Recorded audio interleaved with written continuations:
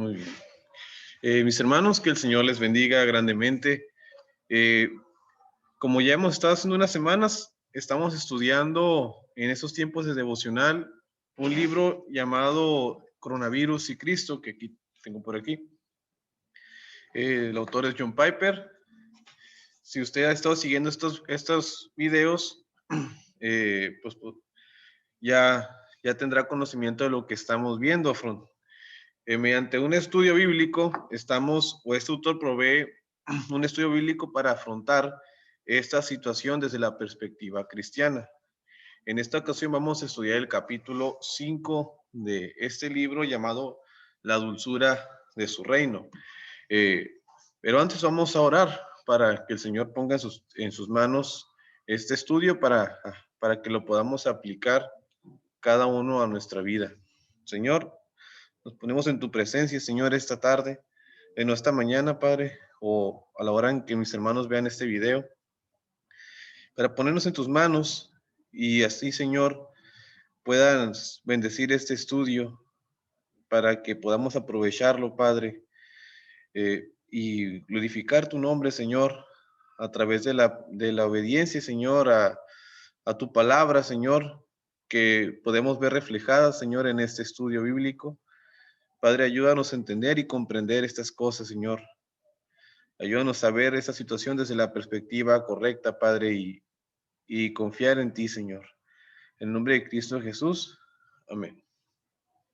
Muy bien, hermanos. Voy a conectar el micrófono porque me di cuenta que estaba desconectado. Muy bien. Voy a compartir mi pantalla, hermanos, con usted para que usted pueda ver el estudio, así como le he estado haciendo en estas semanas. Compartir. Aquí está. Supongo que usted está viendo en la pantalla. Ahora lo hice en este formato para ver si puedo ampliar un poco más el cuadrito del video. Muy bien. Bien, hermanos. Entonces, este es el capítulo 5 llamado La dulzura de su reino. Capítulo número 5 de este libro llamado Coronavirus y Cristo. Los temas o las divisiones que trae este pequeño capítulo son 5. Si Dios no está en el trono, no hay buenas noticias. Y también cómo Dios aseguró cómo Dios aseguró todas las cosas para los pecadores. También lo que Satanás dispuso para mal. El cuarto subtítulo aquí es ni un gorrión, todos los cabellos. Y el 5, uno muy conmovedor, soy inmortal hasta que haya terminado mi trabajo. Muy bien, vamos a ver un resumen general de este capítulo. Permítame. Un pequeño resumen que hice de este capítulo. Si tratamos de negar que Dios es soberano sobre el sufrimiento, decimos que Él no es soberano para hacer que todas las cosas obren para bien.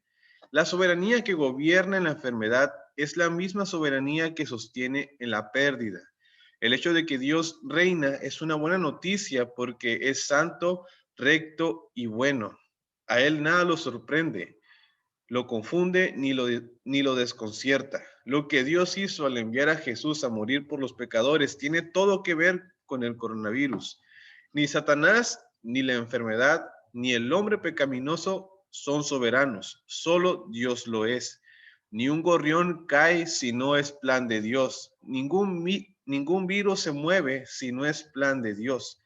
Soy inmortal hasta que termine la obra que Cristo tiene para mí. Si Dios no fuera el soberano del universo, cuán miserable sería yo.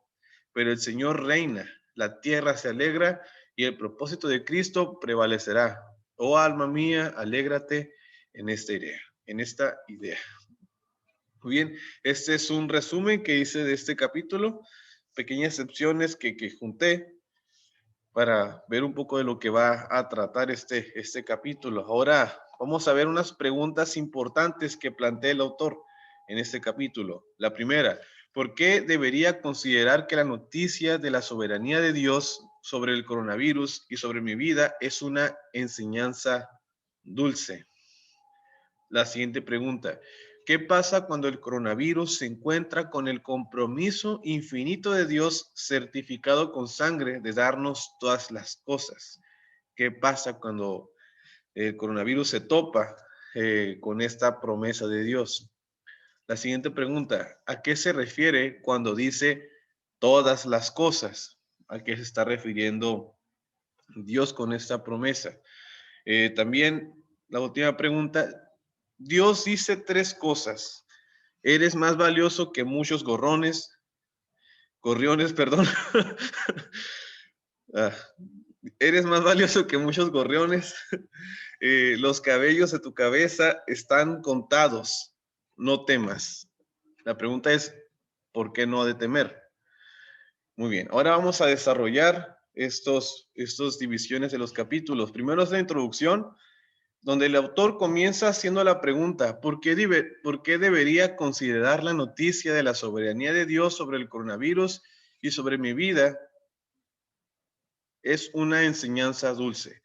Bueno, todas las letras cursivas que vean este escrito son citas directas del libro.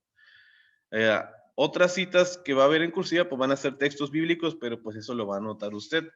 Pero más para que, que entendamos o por si se pregunta por qué algunas cosas están en cursivas, es porque son citas directas del libro. Entonces la primera pregunta, ¿por qué debería considerar la noticia de la soberanía de Dios sobre el coronavirus y sobre mi vida una enseñanza dulce? ¿Podríamos en nosotros encontrar dulzura en esta situación? Eh, Como sabemos bien, esta no es una situación agradable, el tiempo que estamos pasando por esta enfermedad. En el capítulo anterior se clasificó lo que está sucediendo como una providencia amarga. ¿Por qué amarga? Porque es una descripción de lo que desde una perspectiva terrenal sentimos, dolor, algunos dolor, enfermedad, dolor emocional por la pérdida de algún ser querido, etcétera. Es una providencia amarga, eso se definió en el capítulo anterior. Pero debemos entender que aunque de manera descriptiva este tiempo para muchos sea amargo y doloroso, aún así la dulzura de la sabiduría de Dios y de su palabra no se han esfumado. Recordemos que el secreto para encontrar la dulzura en Dios y en la palabra es que la soberanía que puede detener el coronavirus y no lo ha hecho es la misma soberanía que sostiene el alma en medio de la pandemia. Ese es el secreto para encontrar la dulzura en Dios y en la palabra. Confiar en la soberanía de aquel que tiene esta enfermedad en sus manos y que él mismo se va a encargar de quitarla si así lo desea. Algún propósito ha de tener con todo esto. Ahora, podríamos llegar a pensar que a Dios se le ha ido esto de las manos, pero no es así. La palabra de Dios nos deja en claro que Él es soberano aún en el sufrimiento. Romanos 8:28 dice así, y sabemos que los que aman a Dios, todas las cosas les ayudan a bien. Esto es a los que conforme a su propósito son llamados. Si nos atrevemos a negar que Dios es soberano en el sufrimiento, estamos negando este pasaje de las Escrituras. Y usted y yo sabemos que no debemos de negar pasajes de la Escritura. Entonces, este pasaje de la Escritura nos deja claro que Dios es soberano en el sufrimiento y Dios hace que todas las cosas obren para bien de quienes lo aman. Ahora, el primer subcapítulo, que yo lo numeré aquí como 2, es si Dios no está en el trono, no hay buenas noticias. Si Dios no está en el trono, no hay buenas noticias. Le pregunto a usted, ¿Dios está en el trono? Si contesta que sí, es que es una respuesta correcta. Dios está en su trono. A ver, veamos de qué trata este capítulo, este subtema del capítulo 5. ¿Dios soberanamente gobierna en la enfermedad? Sí. ¿Este mismo Dios soberano gobierna en la pérdida? Así es, afirmativamente. A palabras del autor dice así, La soberanía que quita la vida es la misma soberanía que venció la muerte y que lleva a los creyentes a la presencia de Cristo en el, a la presencia de Cristo en el cielo. La soberanía que quita la vida es la misma soberanía que venció la muerte y lleva a los creyentes a la presencia de Cristo en el cielo. Cuando alguien está en Cristo, aún la muerte resulta en ganancia.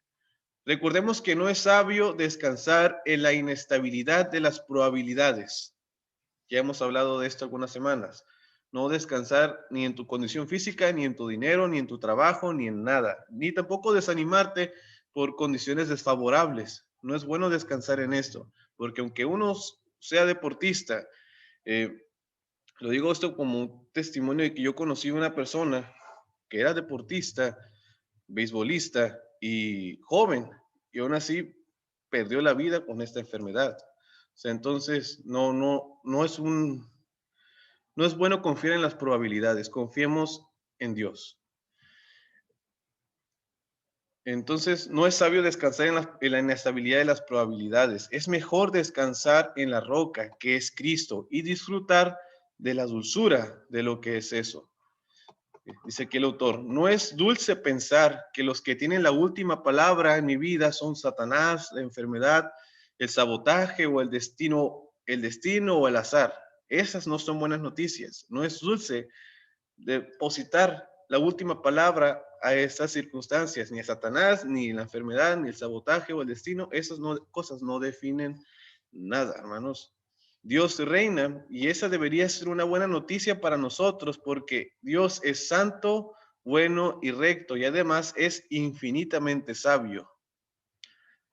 La semana pasada, o hace 2 semanas, perdón, vimos esos atributos de Dios, su santidad, su rectitud y su bondad. Y ahora este capítulo añade su sabiduría. Pero recordemos qué significa que Dios sea santo. Aquí tengo la cita del capítulo 3, si mal no recuerdo. La santidad de Dios significa que es su trascendencia y su valor infinitos por encima de todo lo demás. Él es único en su naturaleza y eso significa que su existencia no depende de nada. Él existe por sí mismo, así que Dios no necesita de nada ni depende de nada. Él es completo, es perfecto. Todo esto le da la más alta autoridad como la fuente de toda realidad y todo valor. Eso significa su santidad, su trascendencia. Él es único en su naturaleza, obviamente alejado del pecado, nada que ver con el pecado. No hay pecado en él, no hay sombra en él. Él es completo, perfecto y todo esto le da la más alta autoridad como la fuente de toda realidad y todo valor. Dios también es recto y su rectitud significa que el aspecto moral de la santidad de Dios, es decir, su rectitud, es su compromiso inquebrantable de actuar en conformidad con su valor, su belleza y su grandeza. Todo afecto, todo pensamiento, toda palabra y todo acto de Dios siempre será coherente con la belleza infinita y el valor infinito de su plenitud trascendente. Si Dios llegara a negar ese valor, esa belleza o esa grandeza, no sería recto. Dios es inquebrantable. Dios no quebranta su misma naturaleza, hermanos. Dios no quebranta su misma a su ser. Eh, entonces, eso es lo que hace que Dios, aparte de santo, sea recto. Ahora también, aparte, la siguiente sección, la rectitud de nuestra santa roca está entrelazada también con su bondad. La bondad de Dios es su disposición a ser generoso, a hacer lo que bendice a los seres humanos. La plenitud y valor trascendentes de Dios, es decir, su santidad, son como una fuente que desborda. Esa es la razón por la que está dispuesto Dios a ser generoso. Dios no necesita nada. Por lo tanto, nunca explota a otros para compensar alguna deficiencia de sí mismo, en sí mismo. En cambio, el impulso de su naturaleza es dar y no recibir. Hay una cita en el libro de Hechos que dice que Dios no pide que sea servido por manos humanas. No, Dios no le pide, no pide al hombre que intente ganar su favor por medio de otras cosas. No, Dios no necesita nada. Nosotros nos beneficiamos de adorarlo, eso sí. A nosotros nos hace bien estar con Él, estar en su voluntad, pero Dios no nos necesita. Eh, muy bien. Dios es santo, es recto y es bondadoso. Es decir, pero puedes preguntar, pero ¿por qué si Dios es bondadoso manda gente al infierno? Porque Dios no quebranta, Dios es recto y Dios no puede solapar el pecado. Y es porque el pecado está en contra de su naturaleza, que no puede tolerarlo. ¿Por qué? Porque se estaría quebrantando a sí mismo. Así eh, que la bondad de Dios va también acorde a su rectitud. La bondad de Dios es para aquellos que por la fe han abrazado la salvación en Cristo Jesús. Muy bien, ahora esas tres definiciones anteriores corresponden al capítulo 3, que ya lo vimos hace unas semanas. Ahora, este quinto capítulo explica otro de los atributos de Dios, que es su sabiduría. Y se nos explica de la siguiente manera. Aquí cito al libro. A él nada lo sorprende, nada lo confunde ni lo desconcierta. Su poder es infinito. Es usado, su poder infinito es usado con santidad, rectitud, bondad y sabiduría infinitas. Y todo esto obra a favor de los que confían en su Hijo Jesucristo. Lo que Dios hizo al enviar a Jesús a morir por los pecadores tiene todo que ver con el coronavirus. Vuelvo a leer esa cita. A él nada lo sorprende, es lo que más me gusta esta cita. A él, a Dios, nada lo sorprende, lo confunde ni lo desconcierta. Me recuerda al Salmo 121, que Dios no duerme, Dios no siempre está velando por su creación. Muy bien, ahora podemos ver pasajes de la Escritura que hablan acerca de la sabiduría de Dios, y aquí tengo nombrados algunos cuantos que también están en el libro. Podemos ver que las Escrituras mismas hablan de la sabiduría de Dios. Por ejemplo, en Job capítulo 12, versículo 13, dice Job: con Dios está la sabiduría y el poder, suyo es el consejo y la inteligencia. Con Dios está la sabiduría y el poder. Suyo es el consejo y la inteligencia. Ahora el Salmo 147, versículo 5. Grande es el Señor nuestro y de mucho poder, y su entendimiento es infinito. Entendimiento infinito. Nosotros somos finitos. La sabiduría de Dios es infinita. Ahora Romanos 11:33 dice, exclama el apóstol Pablo aquí: oh profundidad de las riquezas, de la sabiduría y de la ciencia de Dios, cuán insondables son sus juicios e inescrutables sus caminos. Fíjense esta exclamación: oh profundidad de las riquezas, de la sabiduría y de la ciencia de Dios. Ahora pasemos al siguiente tema. Cómo Dios aseguró todas las cosas para los pecadores. A ver, veamos de qué trata esto. La palabra de Dios dice en Romanos 8:32, el que no escatimó ni a su propio Hijo, sino que lo entregó por todos nosotros, ¿cómo no nos dará también con él todas las cosas? Dios en su gracia nos da la garantía de que en él tendremos todas las cosas. ¿Por qué? Por el hecho de que Dios envió a su Hijo Jesucristo a ser crucificado en nuestro lugar. Estamos garantizados por la sangre de Cristo. ¿A qué se refiere esto? ¿A qué se refiere Dios con todas las cosas? Aquí el autor dice a las cosas que necesitamos para hacer su voluntad, glorificar su nombre y llegar a salvo a su gloriosa presencia.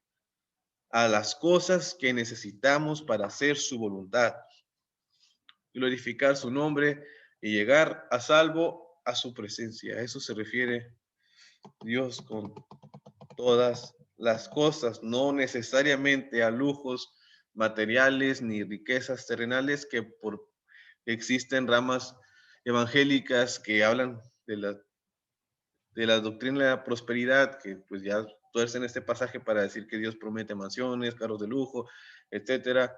No es así necesariamente.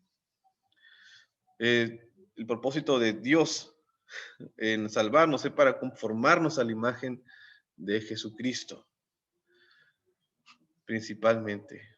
Entonces, Dios provee todas las cosas que necesitamos para hacer su voluntad, glorificar su nombre y llegar a salvo a su gloriosa presencia. Entendemos entonces que estamos garantizados por la sangre de Cristo y que Dios promete proveer todas las cosas necesarias para glorificar su nombre y llegar a salvo a casa, a su presencia. Entonces pensemos ahora, ¿qué pasa cuando el coronavirus se encuentra con el compromiso infinito de Dios certificado con sangre de darnos todas las cosas? ¿Qué pasa cuando estas cosas chocan? La promesa de Dios es de darnos todas las cosas y el coronavirus. ¿Qué pasa? ¿Qué pasa si el coronavirus o cualquier otro acontecimiento que dañe nuestra integridad terrenal llega a nosotros? No se me refiero a alguna otra enfermedad o alguna otra circunstancia. ¿Qué pasa cuando el coronavirus o cualquier otra cosa llega a nuestra vida a dañarnos? ¿Qué pasa? La palabra de Dios da respuesta a estas preguntas unos pocos versículos más adelante del que ya leímos. Romanos 8, 35 y 37 dice así, responde nuestra pregunta. ¿Quién nos separará del amor de Cristo? ¿Tribulación o angustia, o persecución, o hambre, o desnudez, o peligro, o espada? Como está escrito, por causa de ti somos muertos todo el tiempo, somos contados como ovejas de matadero. Antes, en todas estas cosas, somos más que vencedores por medio de aquel que nos amó. Eso responde nuestras preguntas que, que ya vimos ahorita. ¿Qué pasa cuando el coronavirus choca con la promesa de Dios de darnos todas las cosas? No pasa nada. No pasa nada, ninguna contradicción. ¿Por qué? Porque nada nos separará del amor de Cristo. Y este aquí se refiere al amor de Cristo hacia nosotros, no de nuestro amor hacia Él. Nosotros, eh, por más devotos que seamos, ha llegado ocasiones en que renegamos, que nos pasa algo y reclamamos a Dios por algo. Nuestro amor flaquea y nuestro amor es inestable, mas el amor de Dios es inquebrantable. Es por eso que dice, ¿quién nos separará del amor de Cristo? Tribulación, o angustia, persecución, o hambre, o desnudez. Como está escrito, por causa de ti somos muertos todo el tiempo, somos contados como ovejas en matadero. Antes, en todas estas cosas, somos más que vencedores por medio de aquel que nos amó. Eso quiere decir que todas las cosas también incluye el guardarnos al atravesar por la muerte. Todas las cosas incluye el guardarnos, el preservarnos al pasar por la muerte. Eso debería causar un gozo y paz indescriptible en nosotros. Los siguientes dos versículos hablan acerca de ello. Romanos 8, 32, 38 al 20. Ay, aquí lo escribí. Bueno, aquí me equivoqué en la cita. No sé por qué le puse eso, pero vamos a borrar. Son los versículos que siguen. Por lo cual estoy seguro que ni la vida, ni la muerte, ni la vida, ni ángeles, ni principados, ni potestades, ni lo presente, ni lo porvenir, ni lo alto, ni lo profundo, ni ninguna otra cosa creada nos podrá separar del amor de Dios, que es en Cristo Jesús, Señor nuestro. Todas las cosas incluye el guardarnos al atravesar por la muerte. Ni la muerte, ni la vida, ni las cosas celestiales, ni lo porvenir, ni lo alto, ni lo profundo, ni ninguna otra cosa creada nos podrá separar del amor de Dios que es en Cristo Jesús, Señor nuestro. Muy bien. Ahora, el siguiente subcapítulo, lo que Satanás dispuso para mal. Ahí está. Ahora, ¿de qué trata esta división? Este punto del libro nos muestra que Satanás no puede llegar a hacer algo en contra nuestra sin la autorización y restricción impuesta por Dios. Satanás no puede hacer algo en contra nuestra sin el permiso de Dios. Aun si Satanás, dentro de los límites que Dios le ha impuesto, tuviera cierta participación en nuestro sufrimiento y en nuestra muerte, él no tiene la palabra final. No tiene. Aun si Dios le da permiso a Satanás de llegar a dañarnos, Satanás no tiene la palabra final. ¿Por qué? Porque Dios es sabio y, y Él se mueve sobre el mal para cumplir su propósito. Y vamos a ver más de eso. Veamos estos pasajes que hablan acerca de que Satanás está sujeto a Dios y que no puede hacer nada que Dios no permita. Dice Job 1:12, perdón. Dijo Jehová a Satanás: he aquí todo lo que tienes está en tu mano, solamente no pongas tu mano sobre él. Y salió y salió Satanás de delante de Jehová. Aquí está hablando acerca del libro de Job, cuando Dios pone a prueba la fidelidad de Job. Deja que Satanás le haga daño, sí, pero más le dice que no toques, no pongas tu mano sobre él. Le pone sus trabas. Ahora Lucas 22:31. Dijo también el Señor: Simón, Simón, he aquí que Satanás os ha pedido para zarandeados como a trigo. Y aquí posiblemente pasó lo mismo que pasó en la escena de Job, que Satanás se presenta con el Señor y le pide a los discípulos para zarandearlos como a trigo. Satanás está sujeto a Cristo. Ahora, segundo a los Corintios 12:7. Y para que la grandeza de las revelaciones no me exaltase, dice el apóstol Pablo, y para que la grandeza de las revelaciones no me exaltase desmedidamente, me fue dado un aguijón en la carne, un mensajero de Satanás que me abofetee para que no me enaltezca sobremanera. Aquí vemos una prueba, un aguijón que Dios puso al apóstol Pablo para que con las visiones que había tenido, con el prestigio que tenía como el apóstol Pablo, no se ensoberbeciera. Aquí Dios le pone un aguijón en la carne, dice, para que no se exaltase desmedidamente.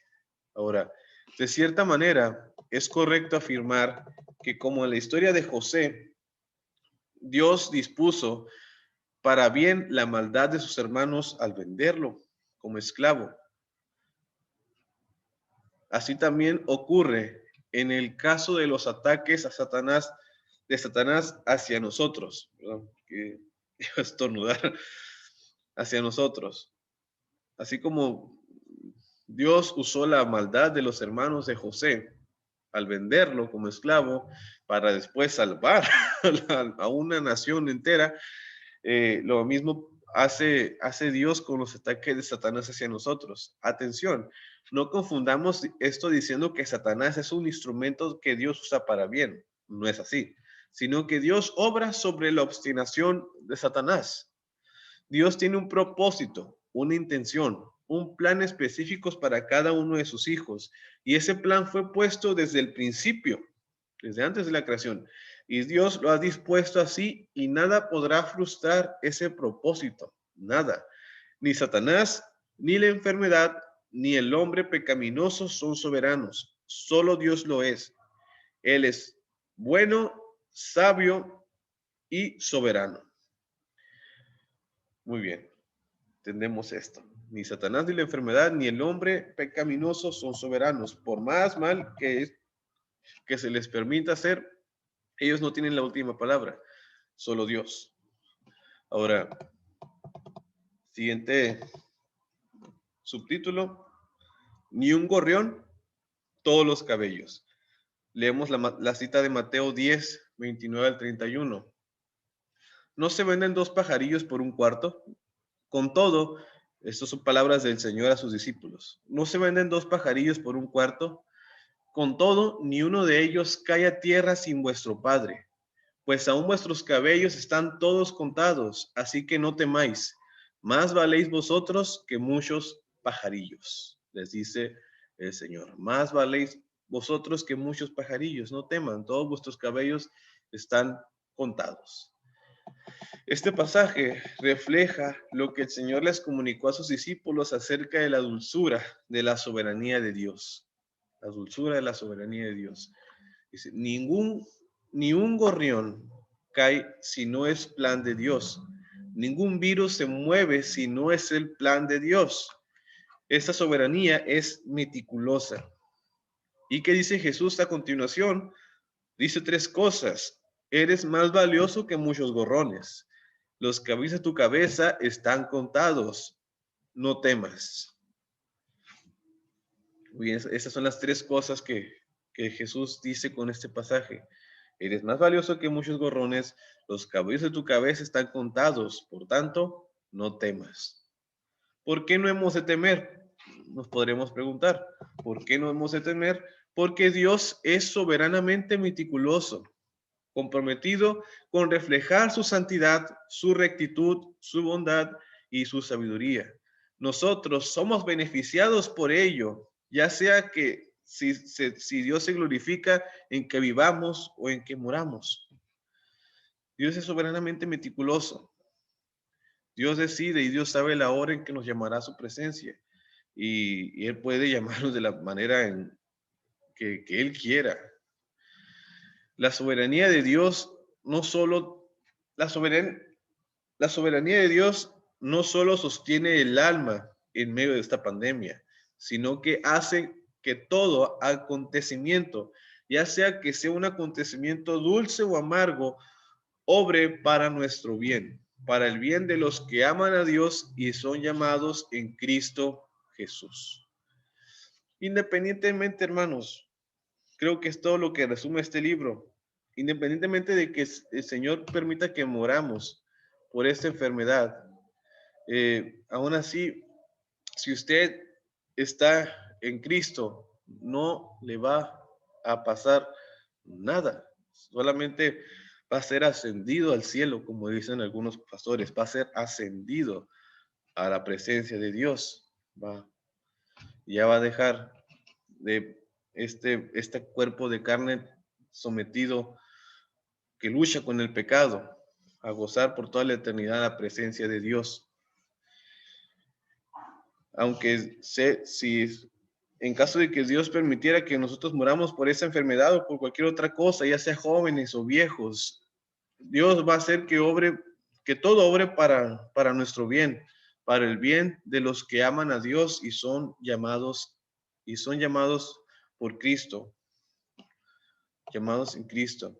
Ahora, la última sección de este libro, llamada Soy inmortal hasta que haya terminado mi trabajo. Soy inmortal hasta que haya terminado mi trabajo.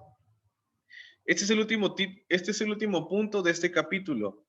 Esta frase, el título que tiene aquí, esta frase que conforma este subtítulo, es una paráfrasis de lo que escribió en su diario un joven llamado Henry Martyn.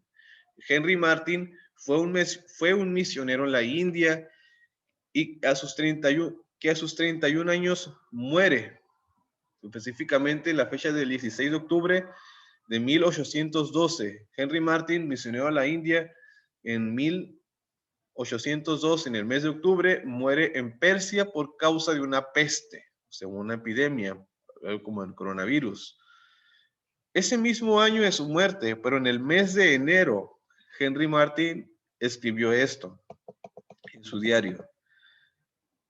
Parece que el año actual será más peligroso que los anteriores. Quiero vivir para completar el Nuevo Testamento en Farsi, dice Henry Martyn. Después de esto, mi vida tendrá menos importancia. Sea que viva o muera, deseo que Cristo se magnifique en mí. Si tiene trabajo para mí, no puedo morir todavía. Parece que, vuelvo a repetir esta cita, parece que el año actual será más peligroso que los anteriores. Quiero vivir para completar el Nuevo Testamento en Farsi, un idioma. Después de esto, mi vida tendrá menos importancia. Sea que viva o muera, quiero que Cristo se magnifique en mí. Si tiene trabajo para mí, no puedo morir todavía, dice este misionero. 31 años tenía cuando escribió esto. Las declaraciones de este joven, la declaración de este joven misionero se ha parafraseado con estas palabras. Soy inmortal hasta que termine la obra que Cristo tiene para mí. Soy inmortal hasta que termine la obra que Cristo tiene para mí. Esta es una declaración profunda que refleja una valentía y confianza sólida en Dios frente a la muerte. Esta declaración ha inspirado a muchos. Y es la misma valentía y convicción de que la muerte es ganancia, lo que ha inspirado también a muchos a lo largo de estos 2000 años desde que Cristo vino a la tierra, que muchos han muerto por su causa, que muchos han sellado su testimonio con sangre, como ya hemos visto en las clases de historia. Entonces, hermanos, somos inmortales hasta que terminemos la obra que Cristo tiene para nosotros. Cada uno será una obra individual, pero todo es para servirle a Él. Mientras tanto, pues no hemos de temer, no hemos de temer. Dios nos llamará hasta que ya el trabajo que tiene para nosotros pues, sea concluido. No sabemos cuál es el límite, por eso tenemos que seguir trabajando. Seguir trabajando, no sabemos cuál es el límite que Dios nos ha impuesto. Pero tenemos que seguir sirviéndole al Señor. Ahora, toda la causa de Cristo está en las manos de Dios. Esta declaración de que soy inmortal hasta que termine la obra que Cristo tiene para mí, descansa en la verdad de que la vida y la muerte están en las manos de nuestro Dios soberano. La vida y la muerte están en las manos de nuestro Dios soberano. Toda la causa de Cristo está puesta en las manos de Dios, toda. Y ahora para concluir, vamos a ver otra cita que escribió el mismo joven Henry Martin a sus 24 años en su diario. 24 años, yo tengo 25, qué vergüenza. Dice así Henry Martin. Dijo así Henry Martin, si Dios no fuera el soberano del universo, cuán miserable sería yo. Pero el Señor reina, la tierra se alegra y el propósito de Cristo prevalecerá. Oh alma mía, alégrate en esta idea. Si Dios no fuera el soberano del universo, cuán miserable sería yo. Pero el Señor reina, la tierra se alegra y el propósito de Cristo prevalecerá. Oh alma mía, alégrate en esta idea. Y así concluimos, hermanos, este quinto capítulo. Espero y haya sido de bendición para usted. Vamos a orar para que el Señor ya aplique el contenido de este estudio en nuestro corazón, podamos vivir con convicción y oramos, hermanos. Señor, gracias por este estudio. Bendiga, Señor, la vida del hermano que escuchó, hermano, hermana, joven, niño que escuchó este estudio, Padre. Ayúdanos a confiar en usted, ayúdanos a tener la convicción, Padre, de que usted es soberano, y que usted obra, Padre, en el sufrimiento y que su providencia también es dulce, Padre, porque usted está al control de todo. Gracias te damos, Señor, por eso, en el nombre de Cristo Jesús. Amén. Mis hermanos, que el Señor le bendiga. Es un placer compartir con usted. Hasta una próxima ocasión. Dios los guarde.